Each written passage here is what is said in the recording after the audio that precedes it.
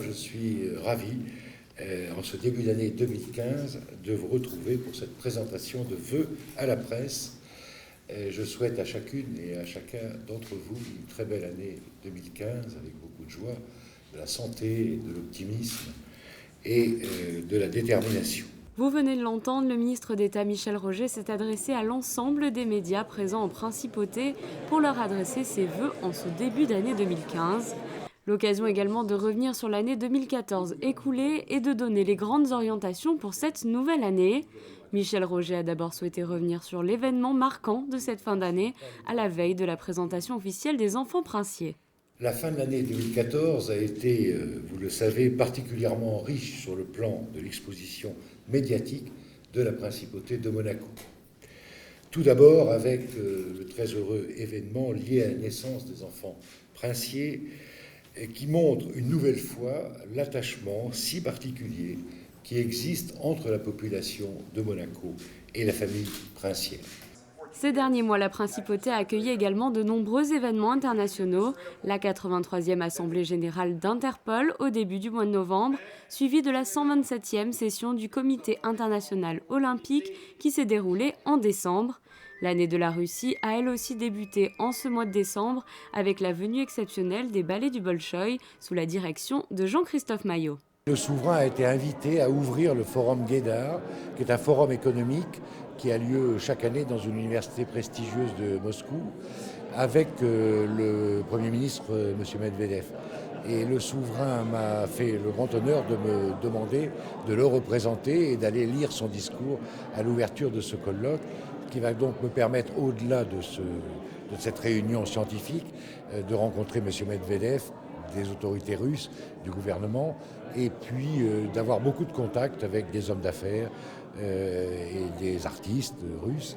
Et puis, je vais en profiter pour présenter aussi la principauté de Monaco sur l'aspect économique, culturel, politique. 2014 a été marqué par la bonne santé des finances publiques de la principauté. Le budget est excédentaire pour la 3e année consécutive. Nous avons engagé dès 2011 une politique de retour à une discipline budgétaire, à l'équilibre budgétaire, puisque jusqu'en 2010, le budget était chaque année en déficit. Ce retour à l'équilibre budgétaire, il est le résultat de deux causes. La première, c'est un effort très important pour augmenter nos recettes et donc développer l'investissement à Monaco et l'installation à Monaco de personnes qui veulent vivre ici. Et puis une gestion, la deuxième cause, c'est une gestion plus rigoureuse de nos dépenses. Et donc là, la maîtrise de nos dépenses et l'augmentation de nos recettes fait que le budget de l'État est en excédent depuis 3 ans et que le budget voté par le Conseil national pour 2015 est lui-même en excédent, ce qui n'était pas arrivé depuis 20 ans.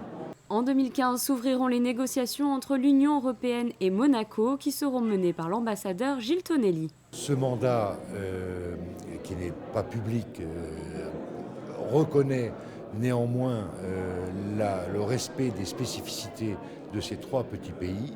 Donc il ne s'agit pas d'intégrer l'Union européenne, ni l'espace économique européen, ni même d'adopter sans doute l'intégralité des directives européennes sur le marché unique, mais c'est d'avoir un accord d'association avec l'Europe qui permette à nos entreprises, qui permettent aussi aux étudiants monégasques de faire plus facilement des études à l'étranger, pour donner ces 2 exemples, tout en maintenant nos spécificités qui font Monaco, sans lesquelles Monaco n'existerait pas, la priorité nationale, le contrôle de l'installation d'entreprises à Monaco, sans lesquelles il n'y aurait plus d'autonomie de l'économie monégasque. Le ministre d'État a ainsi conclu cette cérémonie en rappelant l'intérêt que suscite Monaco auprès de nombreux médias internationaux. On ne peut que se réjouir de voir les médias internationaux montrer un intérêt toujours plus vif pour la principauté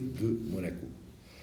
De plus en plus de reportages s'éloignent des clichés, des caricatures de la principauté pour s'intéresser aux réalités politiques, économiques et sociales de Monaco.